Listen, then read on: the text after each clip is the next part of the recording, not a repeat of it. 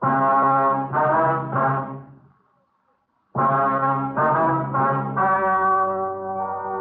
story you're about to hear is true. The names have been changed to protect the innocent.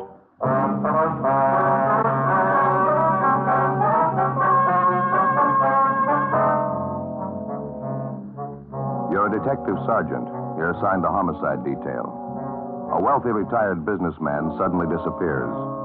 You've got two possibilities to work on: suspicion of suicide, suspicion of foul play. There's no lead to the man's whereabouts. Your job? Find him.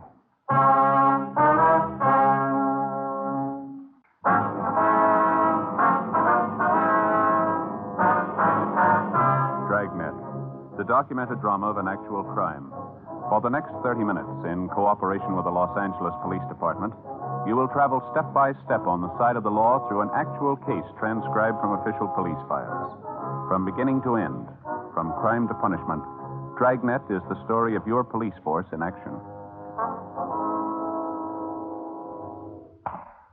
It was Wednesday, February 6th. It was cold in Los Angeles. We were working the day watch out of homicide detail. My partner's Ben Romero. The boss is Thad Brown, chief of detectives. My name's Friday. I was on the way back from the record bureau, and it was 11:18 a.m. when I got to room 42. Homicide. Joe? Hi. She show up yet? Yeah, a couple of minutes ago. She's waiting for us now in the next room. Did you talk to her at all? No. Seems to be a nice enough woman. I don't know how much help she's going to be. Yeah. Go ahead. Yeah, thanks. Miss Banner, I'd like to have you meet my partner, Sergeant Friday. Joe, this is Miss Banner. Hello. I'm sorry I wasn't home when you stopped by yesterday, Sergeant. I got the card you left, so I called in as soon as I got home. Well, thanks for coming in, Miss Banner. We have a few questions we'd like to ask you. It won't take very long. We have a communication from a Gladys Dillon back in New York, Miss Banner. It's about her brother, Chester Dillon. We understand you rented his home from him out on Rolston Avenue. Mr. Dillon? Well, yes, I've got a 2-year lease on the house. I rented it from him last November. Well, according to the letter we got from Mr. Dillon's sister, she's worried about him. She hasn't heard from him in some time. Have you any idea where we could contact him? Well, the last I heard, he left on a trip to New York. That was about 8 weeks ago, I'd say. Mm-hmm. You see, I usually sent the check for the rent, the apartment he had here, and when he left on his trip, he told me to hold on to the rent checks, and he'd collect them when he got back. How long did he say he'd be gone? I don't remember definitely. I think he said 4 or 5 months. He didn't leave any forwarding address, any place you could contact him back east? No, he didn't. He just wanted to get away. Didn't want to be bothered with anyone. He wasn't feeling very well. He was very depressed, poor man. Well, why was that, ma'am? Do you know? Well, his wife died just a few months ago, you know. No, ma'am, we didn't know. All we got from his sister was that she hadn't heard from Dillon. She was worrying. She didn't give us any other information. Oh, yes, Mrs. Dillon died in last September, I think it was. Poor man felt terrible about it. Couldn't seem to get over it. That's why he rented the house to me. Reminded him too much of her. Yes, ma'am, I understand. Lovely home they have. Mr. Dillon said he really didn't want to rent it, but he couldn't stand being alone in the house. It was a large place, you know. Yes, ma'am. We checked with the people living in the house now. We understand you leased the place to them last month? I subleased it, yes. You see, it just got too big for me. It was nice at first, but it got to be an awful lot of work. I rented it to this family and took a smaller house down the street. Would you happen to know any of Mr. Dillon's friends in the city, Miss Banner? Anyone we could contact who might know where we can locate him? No, I don't know. He didn't seem to have any friends. He and his wife had only been in the city a year before she died. He was retired, you know. Yes, ma'am. We talked to some of the neighbors out there. They couldn't tell us much about him. Maybe some of the people he did business with might know something. Have you tried the neighborhood bank out there? I know that's where Mr. Dillon had his account. No, ma'am, we haven't yet. Well, I can give you the bank's address. That's about all, though. That's the only contact you know of? I'm afraid so, yes. I didn't know much about Mr. Dillon's private affairs. Whenever I talked to him, it seemed the only thing he had on his mind was his wife's death. He couldn't seem to get over it. Seemed like he didn't want to get over it. You mentioned that when you leased his home, Mr. Dillon took an apartment. Do you happen to have that address, Miss Banner? Well, I don't have it with me now, but I have it at home. I can call in and give it to you if you like. If you would, please. Certainly. Well, thank you very much, Miss Banner. You have our card. When you hear anything at all from Mr. Dillon, we'd appreciate it if you'd call us. And surely I'll call you right away. Do you think something could have happened to him? Well, it's possible. We don't know. All we have is a letter from his sister. It does seem kind of strange, doesn't it? He wasn't feeling too well. I wondered why he hadn't contacted me about sending the rent money to him. He was such a nice man, Mr. Dillon. I certainly hope nothing's happened to him. Well, you say he was very depressed about his wife's death, ma'am. Would you say that it was getting to be a little abnormal with him, maybe? Well, I wouldn't know about that, Sergeant, but I didn't know he brooded about it all the time. He felt that he'd lost everything. Didn't seem to want to go on. Mm-hmm. Did he ever give an indication that maybe he might take his own life? I mean, all this brooding over his wife? Well, no, nothing definite. Just depressed and moody all the time. Oh, now that I remember it, the last time I saw him, he did say something kind of funny. Yes, ma'am. What was that? It was the day before he left. We were talking about the rent money, and I asked him if I couldn't send it to him. He got kind of a strange look on his face. Yeah. He said, where I'm going, I won't need the money. The day before we called on Lucille Banner for an interview, a letter had been received from a Miss Gladys Dillon in Elmira, New York. Her request was routine. It was one of thousands of similar letters received every year by police departments all over the country. Each one of them has to be worked out to the satisfaction of all parties concerned, the person who's reported missing and the person looking for them. It's an enormous job requiring thousands of man-hours annually. Like the dozens of other investigations handled by the police officers, some of them end happily, some of them in tragedy. Whatever the result, the finding of a lost person is just as important a function of your local police department as any other investigation. Gladys Dillon hadn't heard from her brother recently. She was worried about him. She asked us to investigate. Our initial interview with Lucille Banner, the woman who'd rented Chester Dillon's home, failed to yield much of a lead as to his whereabouts. The only source of additional information she could offer was the neighborhood bank where Dillon had his account. 1 o'clock that afternoon, Ben and I drove out to interview the manager of the bank, a Mr. Harrison. Yes, that's right. Mr. Dillon's had his account with us ever since he came to Los Angeles. I know him quite well. Is there something you'd like to know about him? Yes, sir, there is. We had a request from his sister in New York. She'd like to locate him. Well, I'm pretty sure his account's still open here. Matter of fact, I'm positive it is. This moment, I'll have one of the clerks get his file. All right, thank you, Mr. Harrison. Hey, that reminds me, I almost forgot. Yeah, what's that? I got to get to the bank tomorrow for sure. Payment on my car's a day past due already. Only got 2 payments left. Oh, you're doing fine. I got another 8 months to go. Not so fine. 2 more payments to go, and now the wife wants a new one. Never fails. Yeah. Here we are, Sergeant, just as I thought. Mr. Dillon's account is still open. Uh-huh. Have there been any recent deposits or withdrawals on the account? Let's have a look here. Uh-huh. Just as I thought, nothing since he left on his trip. That last withdrawal date was November 27th. He mentioned to you that he was going on a trip, did he? Yes, I think he said he was going back to New York, more or less a vacation trip. You see, his wife died recently. He didn't take it too well. Yes, we understand. Did he leave any instructions about his account with you, Mr. Harrison? Any address you could contact him at if you had to? No, he didn't leave any instructions with me. No address. Just a vacation trip. He said he didn't expect to be gone too long. Did he mention how long it would be? 5 or 6 weeks, I think. That's what he said.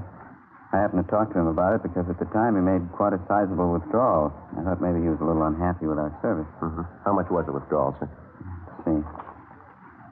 And here it is, November 27th. He withdrew $2,400. Was that in cash or in traveler's checks? Do you know that? Let's see.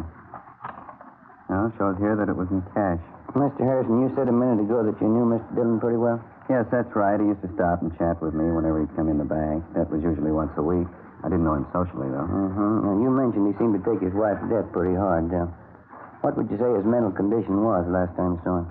All right, I'd say. Just after his wife's death, he wasn't in very good shape. Brooded about it quite a bit. And he began to pull out of it. Seemed to be in a fairly good frame of mind. Planned this vacation. Was looking forward to it. I see. Why do you ask? Is something wrong? No, sir, not that we know of. Routine check. That's about the size of it. Does Dillon have any other real estate besides the house on Ralston Avenue? Would you happen to know that? Not to my knowledge, no. He has no other business connections in Los Angeles. Here are all his references right here. Mm-hmm. See, most of them are charge accounts and so forth. I remember the time he opened his account with us, he told me he was retired. He and his wife came out here for their health. Do they have any relatives out here? Do you know, Mr. Harrison? No, from what I understand, both of their families are in the East. They don't have any children, according to his application. Very few relatives. Mm-hmm. And since Dillon was in here last November to make that withdrawal, you've had no communications from him at all, is that right? No, sir, I haven't. What seems to be the trouble? You have an idea something might be wrong? Nothing definite, no, sir.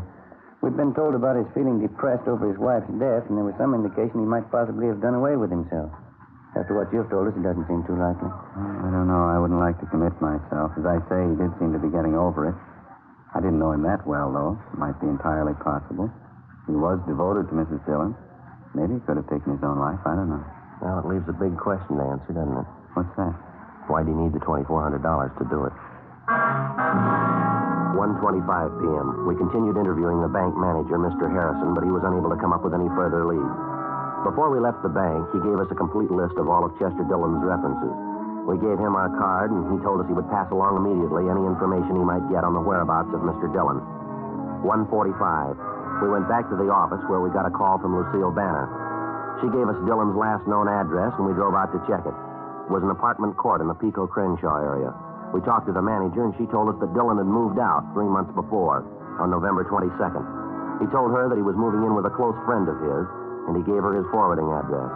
It turned out to be a single-story frame cottage located in one of the older residential districts of the city.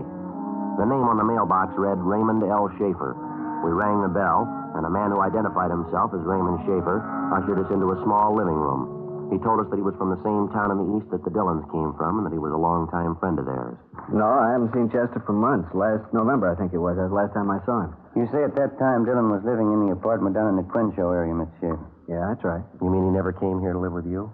No, it's just like I told you before. He talked about moving in here with me, but he never did. I haven't any idea where he is. Well, he gave your name here as a forwarding address, Schaefer. Have you been getting his mail? Yeah, matter of fact, I have. He told me he was going to do that. Never came to pick it up, though. Seemed funny to me. You're still getting his mail here, is that right? Yeah, it's still coming. Not much of it. Maybe a letter a week. Mostly bills and advertising. Mm-hmm. This list of names you've given us, sir, these are all the people in the East Mr. Dillon was acquainted with, people he might contact on his trip back there, is that right? That's all of them. As far as I know, he hadn't been back there yet, though. How do you know that? I got a letter from my sister Gert a couple of days ago. If Chester was in town, Gert would have known about it. He would have been sure to stop by and see her. I wish I could help you. To tell you the truth, I'm getting a little worried about him myself. Well, just have one more question, Mr. Schaefer. Do you know if Mr. Dillon was in the habit of carrying large sums of money around with him? No, I don't think so. Chester was pretty cautious that way. Wasn't too free with a dollar, you know. Would you happen to know if he had a large sum of money with him the last time you saw him? No, if he did have, he didn't mention it. I see. You can't think of anything else that might give us a lead on Mr. Dillon's whereabouts, anything at all? I think I've told you everything. I wish there was something I could tell you that'd help. I sure hope nothing's happened to him. Yes, sir. Now, would you mind showing us that mail you're holding for Dillon, please? Oh, sure, sir. Right over here. It's in the desk. There you are. That's all of it. Mm-hmm. Thank you. Anything, Joe? No, not much. Bills, circulars. Here's one with a New York postmark. Elmira. Probably from his sister. Another one. Only 3 days old. From the Union Department Store. A couple more earlier dates on them. That's about it. Here, I'll copy down the return addresses on them. Fine. Okay. Mr. Schaefer, Yeah? this suitcase by the desk here, initials on it. CLD. Yeah? CLD. Is that your bag, Schaefer? Oh, no, I forgot to tell you. Chester left that here one day. Huh? How was that? Well, that was one day just before he was going to leave on his vacation. He brought it over here and said he'd like to leave it with me. Forgot to mention it to you. Mm-hmm. Did you bring anything else with him? Yeah, he brought another suitcase with him, just like this one. I got it in the other room. He said he wanted to leave him here while he was on his vacation. I'm sorry I forgot to mention it. Well, maybe you forgot something else, Schaefer. What? Most people take their suitcases on a trip, don't they? 2:30 p.m. We continued questioning Raymond Schaefer. We opened the 2 suitcases labeled with the initials of Chester Dillon and found an assortment of personal items which Schaefer told us belonged to Dillon and his late wife. Small pictures, cigarette boxes, books, similar articles which apparently would not be taken on a vacation trip. None of them were of any great value. After we left Schaefer's home, we checked him through R&I and found he had no criminal record. We checked further with friends and acquaintances of both men and found nothing to indicate that Schaefer was in any way involved in the disappearance of Chester Dillon. 3:30 p.m. We called the office and found that there'd been no answers so far to the broadcast and missing persons bulletins that we'd gotten out on Dillon. We started checking the references given us by the bank. First was the Union Department Store. It was located on Main Street in the south end of town. We checked with the credit department to see what information we could get from them. Yes, here's the file on the Dillons right here. Chester L. and Sarah J. on Ralston Avenue. Yes, ma'am, that's the one. What information would you like, sir? Well, we're trying to locate Mr. Dillon, ma'am. Have you had any recent change of address on that account? No, we haven't. Have they moved, you know? Well, we believe so. We don't know his present address, though. Well, we do have an outstanding bill of theirs, I noticed. Sent them several form letters. We've been trying to contact them ourselves. Have there been any recent charges on that account, do you know? Let's see. Nothing too recent, no. Last charge was made on December 5th. Yes, Thursday, December 5th. That's a couple of weeks after he disappeared, Joe. Yeah, that's right. What was that charge for, ma'am? What did Mr. Dillon buy? Oh, Mr. Dillon didn't buy anything. Beg your pardon? The slip was signed by Mrs. Dillon.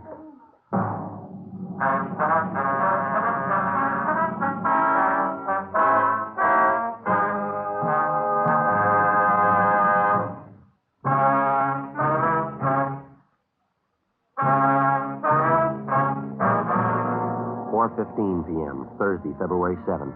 As soon as the clerk in the credit department at the Union Department Store showed us the sales slip with the late Mrs. Sarah Dillon's signature on it, we had the date on the sales slip double-checked immediately. The date as shown on the slip was correct beyond any doubt, December 5th. That was a little more than 2.5 months after Sarah Dillon had died. Who the person was who forged her signature or why they'd forged it, we had no idea. The amount of the charge purchase as shown on the sales slip was for $418, all of it for women's clothing. We attempted to check with the salesgirl who handled the purchase, a Laura Van Kirk, but we were told it was her day off. We called her home. They told us that she was gone for the day and couldn't be located. They said she'd be at work the following morning. 4:40 p.m., Ben and I took the sales slip with a forged signature on it and drove back to the office. We went directly to forgery detail, briefed them on our findings, and gave them the sales slip. Then we drove back to the home of the Dillon's friend, Raymond Schaefer, and checked through the 2 suitcases there. We came up with a small photo of Mrs. Dillon along with exemplars of her handwriting as well as her husband's, which we found in an autograph album in one of the suitcases. The handwriting samples were checked against the signature on the sales slip, but neither of them matched. The work of compiling a list of all known female forgery suspects was begun immediately. The following morning, Ben and I went back to the Union Department Store where we interviewed the salesgirl, Laura Van Kirk, who'd handled the purchase. Yes, I remember making the sale, officer. I'm not too sure about the woman who bought the things, though. I mean, what she looked like. Well, could you try to describe her for us, Miss Van Kirk, just as well as you can remember? She had light brown hair, I'm pretty sure of that. Not too old, maybe in her late 30s, early 40s. She was a plain-looking woman, 5'5" or 6", thin as I remember her. She wore glasses, I remember that, too. I see. You got that picture, Miss Dillon, there, Ben? Oh, yeah. Yeah, here you are. Would you take a look at this picture, miss? Now, does that look like the woman you waited on? No, that's not her. The woman I waited on was much younger. She had light brown hair, too, not gray. Uh-huh. Thin face, I think. And she wore glasses, I'm sure of that. Do you remember if there was a man with her, Miss Van Kirk, or was she alone? No, she was alone. Now that I remember, there was something very different about the glasses she wore. I don't know if that's important or not. What about her glasses? They were horn-rimmed, as I remember, very light color. And there was some metalwork along the top edge of the frame. Very smart-looking. Gold metal all along the top. Light brown hair, slight build, thin face, late 30s or early 40s. Wore light horn-rimmed glasses and gold metal on the frame. Yes, that's right. Check me if I'm wrong, Joe. That description sound familiar? Just what I was thinking. Horn-rimmed glasses, metalwork on them. The woman who came to see us at the office? Yeah, you got it. Lucille Banner. Ben and I went back to the office and had Lucille Banner checked through R&I. She had no criminal record. Then we drove to the home on Ralston Avenue, which Chester Dillon had leased to Lucille Banner, and which she in turn had sublet. We obtained a copy of the lease which the Banner woman had with the current tenants and which bore her signature. We brought the copy of the lease downtown, gave it to Don Meyer in handwriting, and asked him to compare Lucille Banner's signature with the signature on the sales slip that we'd obtained from the Union Department Store. 15 minutes later, he called us at the office with the results. Yeah, Don. Mm-hmm. That's so. You're right. Thanks a lot. What'd he get? Says there's no question in his mind. Yeah. Both signatures match perfectly. What the reason was behind Lucille Banner's forging the signature of Mrs. Dillon on the sales slip, we didn't know. Whether or not it had any connection with the disappearance of Chester Dillon, we didn't know. As soon as we got the handwriting report from Don Meyer, Ben and I left the office immediately and drove to the bungalow which the Banner woman was renting on Ralston Avenue. It was a block down the street from the Dillon house. Lucille Banner wasn't at home, but a neighborhood gardener trimming the lawn in front of her house told us that she was expected back shortly. The gardener, who identified himself only as Julio, volunteered that he also did gardening work for Miss Banner when she occupied the Dillon home. He'd also worked for the Dillons when they lived in the house. He told us he liked the Dillons quite a bit, but that he didn't have much use for Miss Banner. He seemed to be up on all the news in the neighborhood. He trimmed the hedges of the lawn with hand shears as we talked to him.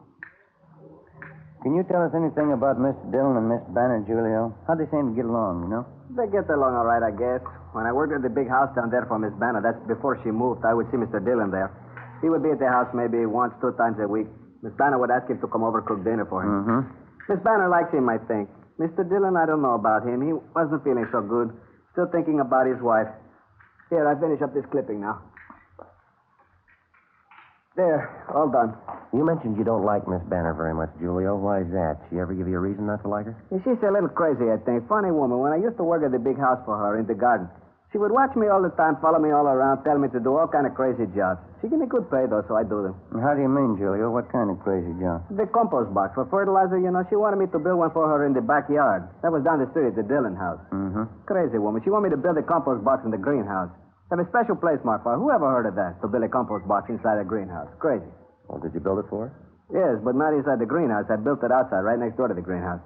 When she come outside, she'd go crazy almost. Call me names. Crazy. She made me tear it up. Then she made me build it inside the greenhouse, right on the place she had marked for it. Sounds queer, doesn't it? Yeah, it does. When did all this happen, Julio? Do you remember? When you built the compost box, I mean. A couple of months ago about that. It was just after Mr. Dillon went away. I tried to tell Miss Banner, who ever heard of a compost box in a greenhouse? She wouldn't listen. She had to have it built in a certain place, right in the greenhouse, a little piece of ground in there. The box had to go right on top of it. You figure she acted pretty strange about it, do you? You think she had something there, a little piece of ground. You think she had something to hide. 1:15 p.m. Lucille Banner returned home, and Ben and I went inside the house with her, where we questioned her in the living room. Outside in the front yard, the gardener, Julio, continued working on the lawn. Lucille Banner was calm and composed. We questioned her about the forged signature on the sales slip. She would admit nothing. The whole thing's too silly to even comment on. I don't know what you're talking about, Sergeant. We think you do, Miss Banner. Our handwriting man's checked the two signatures, one on the sales slip and one on the lease. They both match. They were written by the same person. There's no doubt about it. Been checked thoroughly. No, what about it, Miss Banner? There's no way out of it. You ought to know that. I'll deny it. That's all. I'll keep on denying it. I wasn't in that store and I didn't forge any signatures. Why would I do a thing like that? What kind of a woman do you think I am? Well, all we know are the facts, ma'am. Now, why don't you give us a straight story? It's going to save time and trouble for everybody concerned. You've heard everything I've got to say. This thing's ridiculous. It's stupid. I'm not answering any more questions. You want to get your hat and coat, Miss Banner? Afraid you'll have to come downtown with us. What good's that going to do? I'll just keep on denying it. You can't make me say I did a thing like that. You want to get your coat, please? It's right here. All right. Yes, ma'am. Car's right out in front.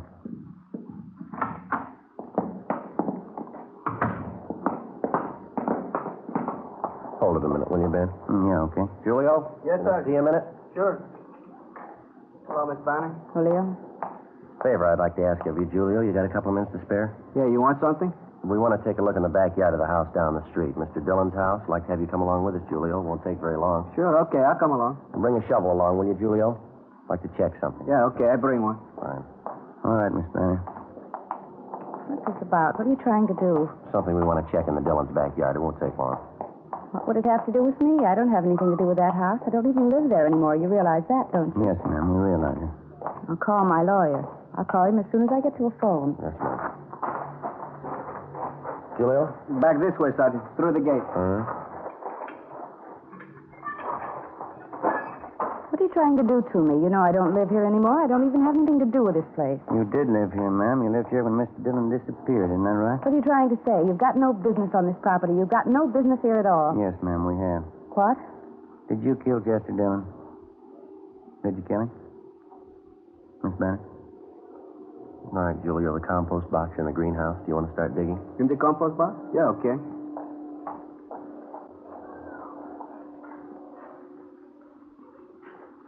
He was an old man. So old he was sick. Ma'am? He didn't want to live anymore. He didn't have any reason for living. Why shouldn't he give me the house? Why shouldn't I have his money? I was nice to him. I cooked for him. Wanted to take care of him. He just didn't want to live anymore, that's all. All right, Julio, you can hold it up. You want to tell us, ma'am? He needed a woman. Anybody could tell that. He needed me. We got along fine, Chester and me. I offered to marry him, and he wouldn't do it. All he could do was think about his wife. She was dead. He'd sit around and talk about her all the time. You killed him. Is that what you're trying to say? I wanted to marry Chester and take care of him. He wouldn't do it. We had an argument in the kitchen one night. I had a gun, and I killed him. I killed him. Is that where you buried him? In the greenhouse? Yes, I buried him deep. The gun, too. He'll be all right. Poor Chester. Yeah. He was so old. He needed a woman. And he'll tell you that. He needed me. Well, I guess you made a mistake. No, Sergeant, he did. Yeah. He didn't want me.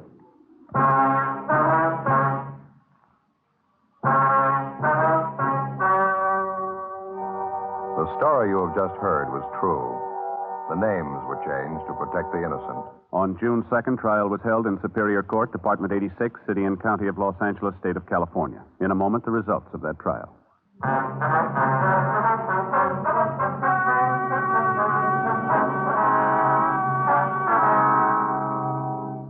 Lucille Marie Banner was tried and convicted of murder in the first degree. She received the sentence as prescribed by law. She is now serving a life term in the state penitentiary for women, Tehachapi, California.